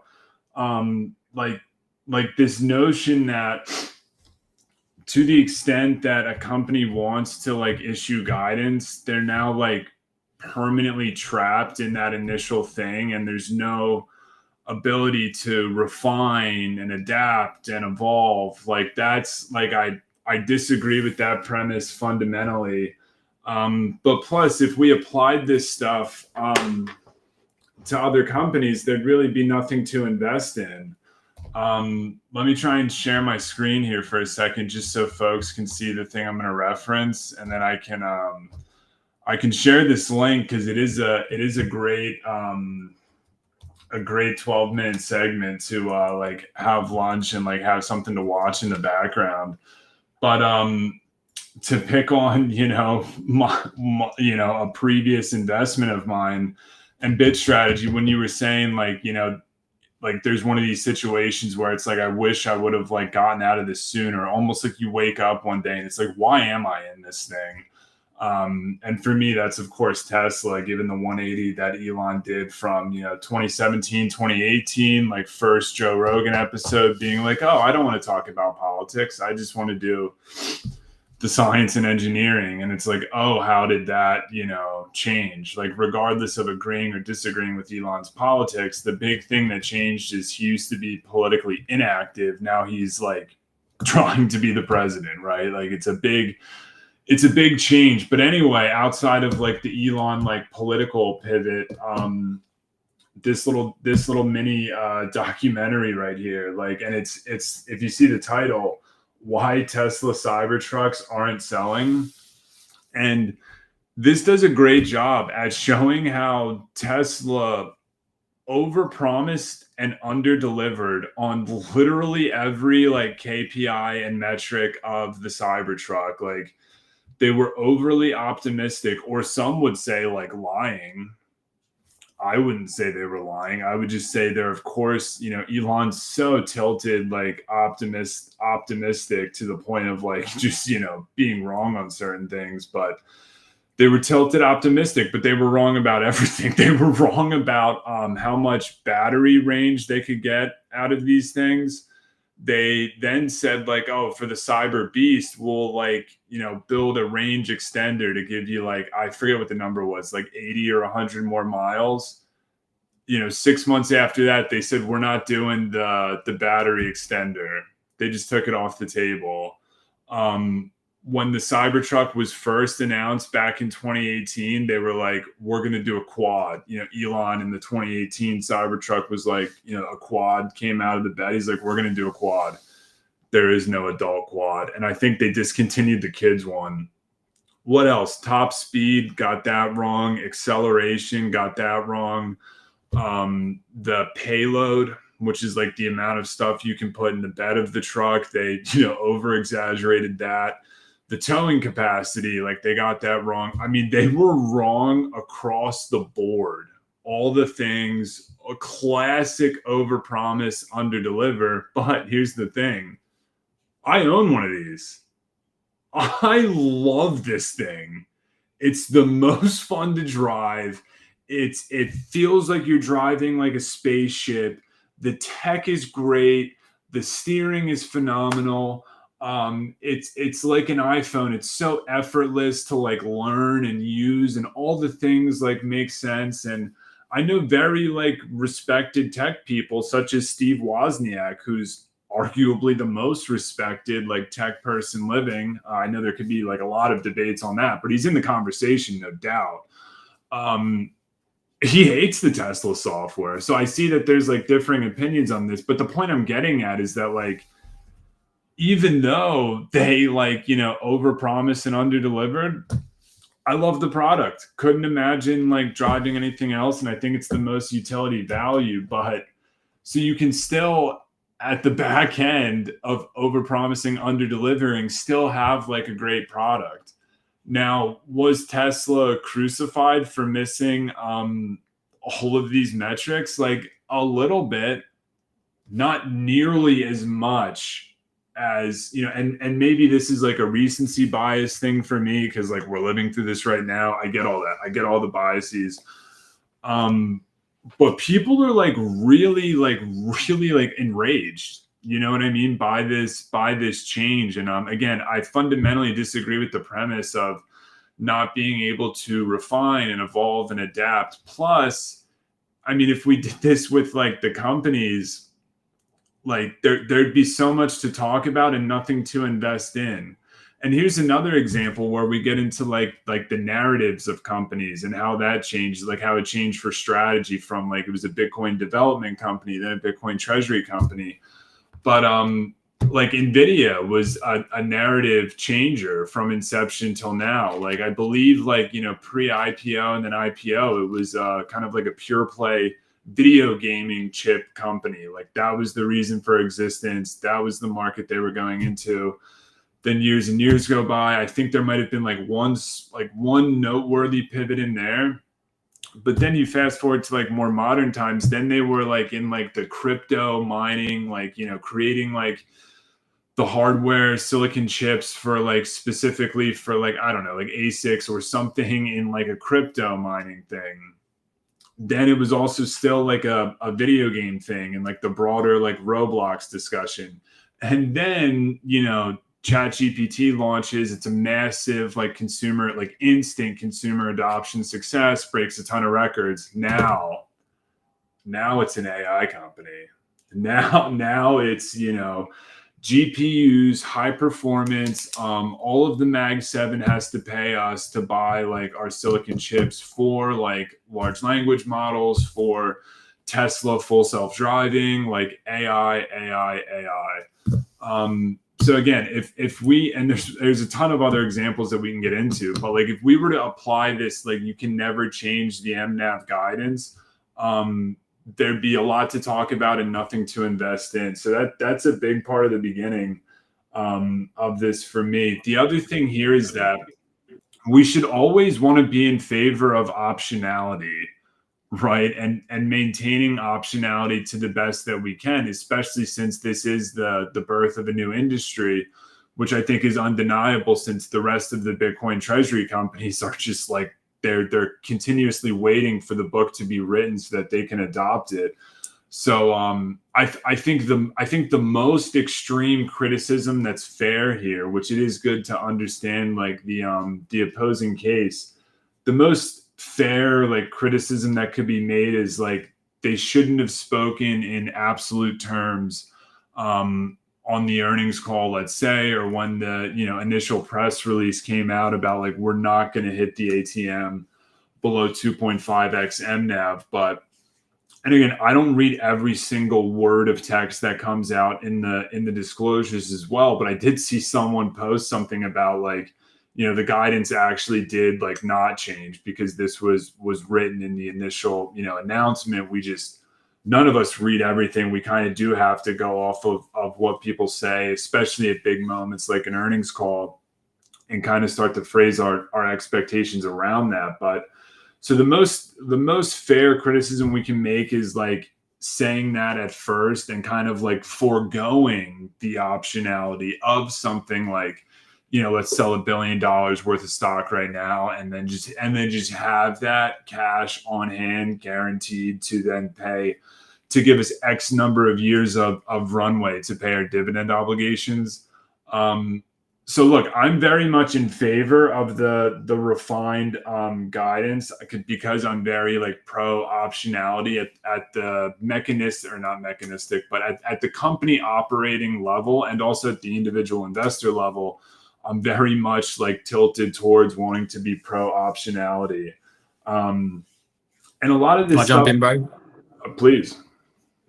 Yeah, before I forget, I just wanted to give, if anyone doesn't know in the audience, something that was quite interesting about following you last year, was that Ryan was quite a big Tesla investor, as far as I understand. And I actually saw him divest from his position over the course of that year because, and correct me if I'm wrong, but you increasingly were uncomfortable with Elon as a leader. So, as your feelings about him changed and you were like, look, I think the pay package was a big deal. I know there was many other things. And I saw that, and I what I liked about that was that you actively divested from it. You don't really, it's not a main topic of your content anymore. You're still interested, as far as I can tell, like you bringing up this recent stuff, but you're not like slamming it. You know what I mean? You're not slamming it, or you don't have some ongoing agenda. Why? Because you've got out of the position, because you stopped being comfortable. So I thought that was a good example last year of someone that sort of is just backing up what they say and then they just move on. And that's kind of what I expect to see from people if you feel that management is not good fundamentally. So if you think they're doing naughty things, or they're changing things in an untoward manner and you don't like it, what I'd expect to see is over time you're going to divest from the position. Obviously sad to see you go, or you might not like the guidance, right? And you'd expect that. So any time a company iterates, you're going to get some portion of the shareholder base that rotates out. So it's not just about the company acting untoward. Maybe it's the guidance itself, or so you expect that. I think the company expects that. They know if they change their guidance, maybe some shareholders aren't going to like it, and I think that's okay. So that was one thing. Yeah, just secondly on this, on the topic of, I guess, raising money, or this fear of paying the dividend expense. So a couple of bits of nuance I want to add that I've posted about a little bit. So one thing is not to look at the dividend expense in isolation. Which sometimes you see people doing. So they look at that dividend expense rather than looking at the overall terms of the credit. So, and I think Ben Workman's done a really good job of highlighting the key fact, which is there's no payment back of the principal that's required. So it's an absolutely great deal because you just have this interest expense and you don't need to pay back the principal. And then so the next thing why that matters is because you shouldn't look at the dividend expense in isolation. You should look at the net impact to the common shareholder of the initial raise and then the dividend expense. So remember, like when we do the initial raise, we buy the Bitcoin all at once. So we get all that Bitcoin and we only have to pay this like tiny dividend expense, relatively speaking, to the amount raised. So even if you use the common ATM to pay the dividend expense, which would dilute the common shareholder, it doesn't really dilute the common shareholder because you've got to look at that net impact. So when we raise money from the preferreds, the entire amount of the raise, if we use it all to buy Bitcoin, increases Bitcoin per share. So there's no dilution to the common when we issue the prefs. So if we have to do a tiny bit of common issuance to pay the dividend expense, it's not material relative to the amount we've raised, and you'd need to do it for years and years, or like a catastrophic share price in order for it before it became an issue. So I often see people missing that. And then I guess the broader question of when should we use the ATM? Like we spoke about this a lot last time. So the way I think about this question is like, firstly, the ATM's good if we use it to buy Bitcoin above 1, or if we're using it to pay dividend expense, because fundamentally these things are good when you look at the net impact on how much Bitcoin we can buy. But there is a really interesting nuanced conversation to be had around, what might we be able to buy more Bitcoin long term if we issue at different amounts? And that's how to phrase the question. We shouldn't be phrasing the question from a fear perspective. And this is what I'm seeing a lot, is just a ton of fear. It's like this fear that we're not going to be able to pay this dividend expense, despite the fact that we've got $70 billion of Bitcoin or whatever it is, right? It's ridiculous, frankly. It's because we've got such a strong balance sheet. So the last thing that you should be concerned with is paying a tiny expense. If you've got this massive balance sheet, we're not highly leveraged at all. And I know a lot of people, Jeff has done a fantastic job of just from the start banging the drum about balance sheet strength. And I think people go, yeah, but whatever. But it's like, no, it's not whatever. That's how you should look at the question. And that's why Jeff's saying it. I think Grain of Salt did a good post about it as well. Like, looking at that leverage ratio, it's we're just so overcapitalized. It's almost ridiculous. And then the last thing I'll say, mate, before passing back is I think people keep underestimating our ability to issue Bitcoin-backed securities and raise money. I keep seeing this, right? And it's like, how long do you want to underestimate Saylor's ability to issue Bitcoin-backed securities, whether that's the common or whether that's the preferreds, and to raise money? So a good example is after the Stride IPO, which I think was about $1 billion, right? Something like that. People were like, oh, look, now we're not doing much ATM on these preferreds. We're not going to be raising any more money. Like the Bitcoin purchases are going to slow down. I don't really see how you're going to carry on buying much Bitcoin. A few weeks later, out of nowhere, we do the biggest IPO of the year and raise what, $4 billion. And they hinted, I think it was Fong hinted at the fact that he goes, you know what bankers like? They like making money. They like fees, right? So bankers like doing IPOs. Okay. Yeah. So, right. So, and Fong kind of hinted at the fact, and they've done this repeatedly for people that are paying attention, that the banking relationships with Strategy are getting stronger and stronger, right? So Strategy is because it's bringing these money-making products to Wall Street, the banks are starting to love Saylor, right? Because they're getting these enormous fees. Who's bringing them more business than Saylor, right? So, I get the idea of, wouldn't it be nice to have this big cash balance on the side? I'm saying stop being such a scared pussycat. You see, we've just raised $4 billion on an IPO, and we've hinted that we could do more IPOs. Stop looking at just the ATM of the prefs being low, and look at the total amount we've raised from issuing our prefs, right? And who's to say we won't do a new IPO and just raise $1 billion more, right? Who's to say we can't keep doing that, right? With different variations. Sorry, man. Yeah, and sorry if I keep cutting you off, but this is where we go back to like the conversation about the liquidation prefs as it pertains to the capital stack. Like, I feel like what we're missing in that conversation is like the global total addressable markets and like the big opportunity here, right? And I think the big opportunity is clearly the shift from the convertible bonds to the preferred fixed income securities. And to an extent, like the company, at least as of right now, like really is a bet on the success of the preferreds. Many folks, I think, are jumping to way too quick of timelines here. Like they're expecting like overnight success or something, even though nothing's ever been like an overnight instant success, including like the iPhone, including like early LLMs, including Bitcoin. There's that chart of like 30 things that came before Bitcoin over like 3 or 4 decades of time. But of course, so like many critics out there need like overnight success. So when they see Strike, Strife, and Stride only ATMing like $40 million in a 1 week period, that's not enough. It should be like $40 billion in the first month.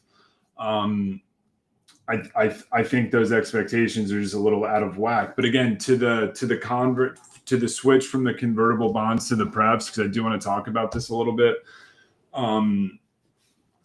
The switch from the converts to the prefs is like a great operating company level switch for a number of different reasons that I don't think have been discussed enough. Number one, these IPO events are open to accredited investors, and then like the next day or 2 days later, it's open to the retail public.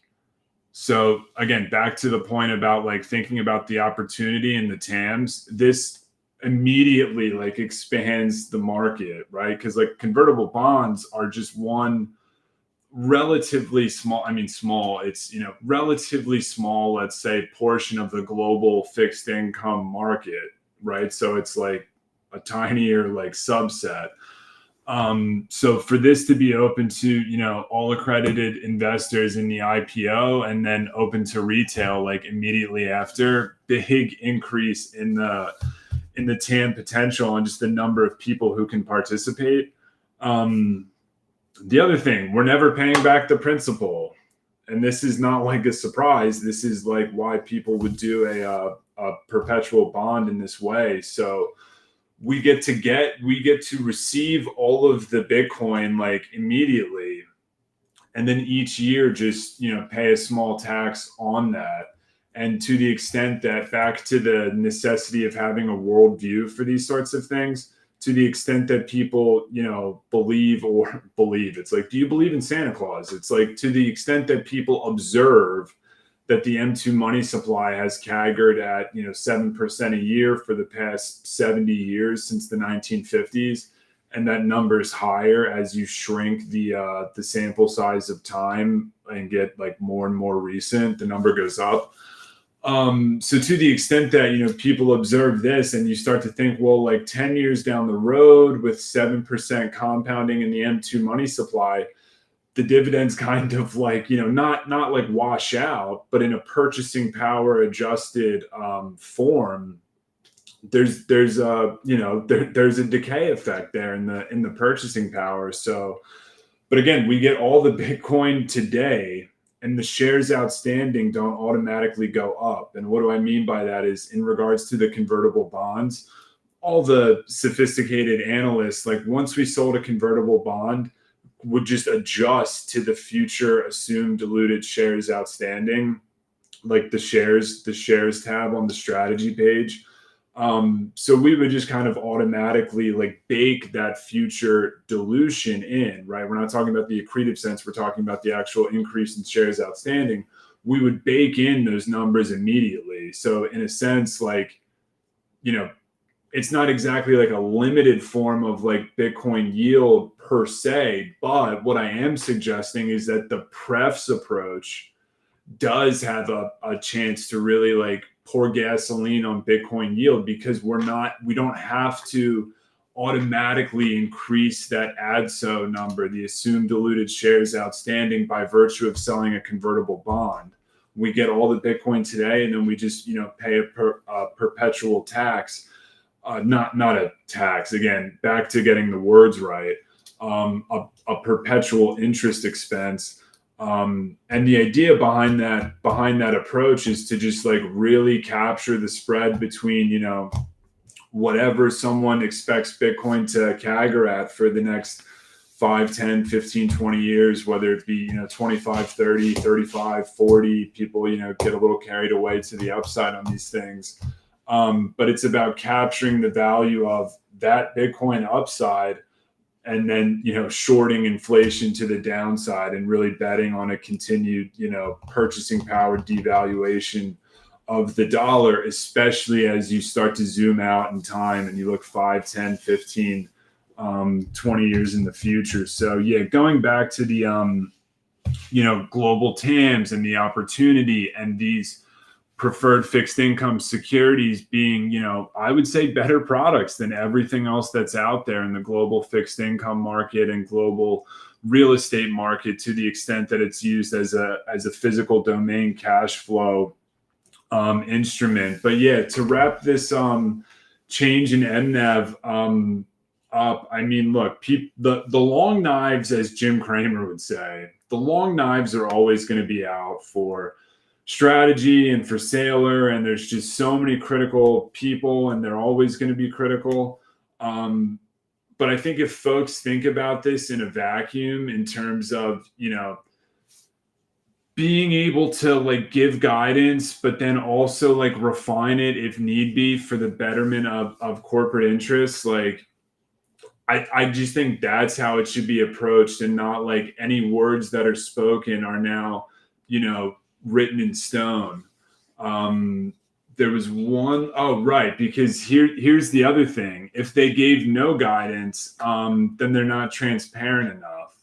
It's like every descriptive detail in life you could simply say the inverse about. And Hank Paulson, one of my favorite criminals of recent past, Hank Paulson in the I think the documentary is called Hank on Netflix. And I don't mean to, libel and slander Hank Paulson, but there's something to be said about the guy who was the CEO of Goldman Sachs and oversaw the rise in the derivatives industry, and was like facilitating the growth of the derivatives industry alongside Alan Greenspan, who wanted like, no regulation on derivatives, and being able to like derivatize like certain asset classes that previously did not have derivatives associated with them, such as the subprime mortgage-backed securities market.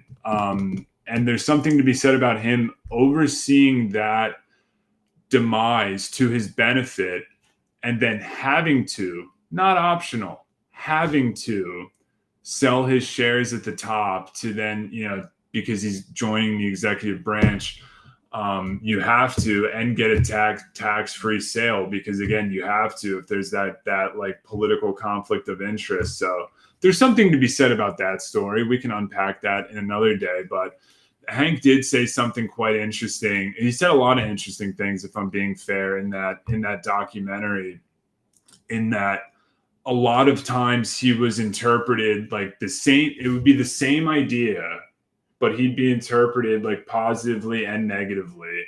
Like, meaning if someone's like, quick to absorb information, analyze it, and then make a decision, someone might interpret that positively and be like, he's decisive, like that's strong leadership. But the negative interpretation is he moves too quickly. He doesn't think things through enough. So all of these things, and I'm glad, Bit Strategy, you talked about like the biases that you have, because I of course have like the same biases to the long side, but it's just so fascinating how every little detail, feature, characteristic of life can be looked at positively or negatively. Like would it be better if we offered no guidance?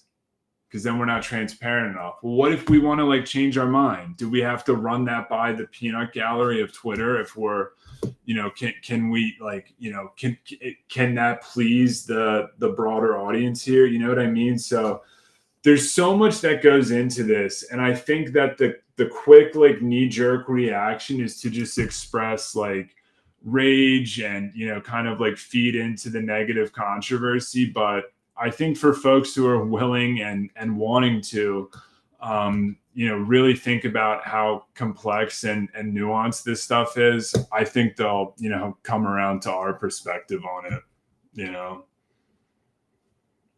Yeah, great comments, man. And I think you bring up a really important point, which is about the arbitrage of the Bitcoin CAGR against the cost of capital. Because this is the theme recently, isn't it? It's like, but what if we have the worst bear market ever and the price of Bitcoin collapses? And to me, this is like, are you serious? Like, because this is investing 101. There's a relationship between risk and reward, right? So if we want MSTR to perform 2x Bitcoin, we have to accept a little bit more risk than just Bitcoin. So if you're modeling the future, or you are very concerned with that risk of a 99% drawdown or whatever we're modeling is this awful bear market, then what I would say is, why not just hold Bitcoin? There's always going to be a bigger risk in MicroStrategy, and that's why you're going to get a higher return. That's what leverage does, right? Anyone that's done leverage trading understands that that's the trade-off you're making, right? You on the downside, you're going to get a worse outcome as if you didn't use the leverage. If you just own spot, right, then you can sit through that downside and not have any worries, right? Now, obviously, what MSTR is a security that allows investors who have a bullish view on Bitcoin and the future to express that view. That's the whole point. Like, it's not that it's wrong to have a bearish view or to think that a bear market is likely, but then obviously MSTR wouldn't be the security to express that view. So it's like, when you're approaching Saylor to try and change his decisions, or management to change their decisions, so to make it in your mind more robust in a bear market, then the trade-off would be sacrificing upside, wouldn't it? Obviously, right? So if we stop buying Bitcoin, so let's say we sell Bitcoin, or we just have a big $1 billion in cash, well, that means that's $1 billion of Bitcoin we didn't buy. Now, obviously, that's not the wrong move if there's a huge bear market, but that's not the point of MSTR. The point of MSTR is to create a security to allow investors like me, who are actually bulls, to have something to represent that, right? Like, that's what I'm looking for, right? I don't just want to hold spot because I want that extra performance, right? Now, if we overly hedge, I don't get that performance, and then I'm not interested in holding the security, right? So I think that's how everyone should look at these downside scenarios. Like, to give a really simple analogy, like, let's say you're trading on BitMEX and you go 1x long, leverage. Your liquidation price was about 50% price drop, right? So you're gonna lose your position. I think it was roughly that. I might be wrong. You're going to lose your whole position on a price drop that much to get that amount of leverage, right? And, Saylor's gone on the record at the last earnings call responding to Lynn Alden's question, going, we wouldn't even miss a dividend payment in an 80% drawdown. Right. So the degree, and he's achieved 3,000% or whatever it was recently performance over the last 5 years. So, when people are talking about like what's going to happen in this downside scenario, it's like, you can't engineer something any better than Saylor's already engineered it. He's already given investors like me a way of going long Bitcoin with leverage and giving me massive downside protection. Are you kidding me? 80% drawdown, we wouldn't even miss a dividend payment. Right. And then beyond that, we can start, pausing the stride and stuff like that. And it's only at 90%. A 90% Bitcoin drawdown. If you're modeling a 90% Bitcoin drawdown as being likely, NGMI. It could happen. But, me personally, I'd rather not model that. And I'd rather take my slightly leveraged bet with a decent chunk of my portfolio. That's just me, but it's not wrong. Like, every investor has a different risk profile, and this is how, again, to frame the conversation. It isn't a right or wrong. What you're asking Saylor to do is change the risk profile of the security, right? That's what you're asking. That's what you're asking him to do, and he's trying to keep it at a specific risk profile. Like, for people that want him to buy Bitcoin, that's how it works. Right. So, yeah, you could change things and they might have the impact you're saying. So, for example, if we did have a policy of having a big cash reserve, well, yeah, like, definitely and we go, look, we're just going to sit on that. And that means we never have to stress. You could go, well, there's going to be a second order effect that it performs better. But it's like, you don't know that. You definitely don't know that. You don't know how much of the existing shareholder base is riding on him not doing that. You've got no way of knowing that. So, it's a really risky thing, I think, to start playing around with, like mucking about with that fundamental idea that, we're going to try and outperform Bitcoin over the long term. We're going to protect that downside as best we can with intelligent leverage. Saylor's been chatting about this since the start, and he's got an amazing track record of doing it. Like, look at the ways he's added the leverage. Like, the CVs were at like 0%. And so it's like, he's just, wicked, right? Just raising billions at 0%. Yeah. Okay. There's dilution if the price goes up. Fine. Okay. Still a great buy of Bitcoin. And then, he develops it and launches the prefs where we don't even have to pay back the principal. Right. It's just, it's brilliant. Like, it really is great. Like, I guess the type of financing that capital markets access provides us, and then combined with Saylor and his team, then using AI to develop what products they're gonna release. Like, you've already got a dream team, and then you're supercharging it with AI to work out how to raise money as best as possible. I would say just let the man cook. That's what I'm saying. Just let Saylor and the team cook. If you don't like what they're cooking, open up your own restaurant. I'd love to see your idea. I'd love to, see what not you personally, but like, or maybe you, but like what anyone does, like, have an idea. Saylor's got his idea. Let the man cook. Like, he's got us this far. Anyway, that's my take, bro. Yeah, listen, the prefs themselves might oddly actually end up being one of the largest value creation things that was created by AI, or not, created too much of a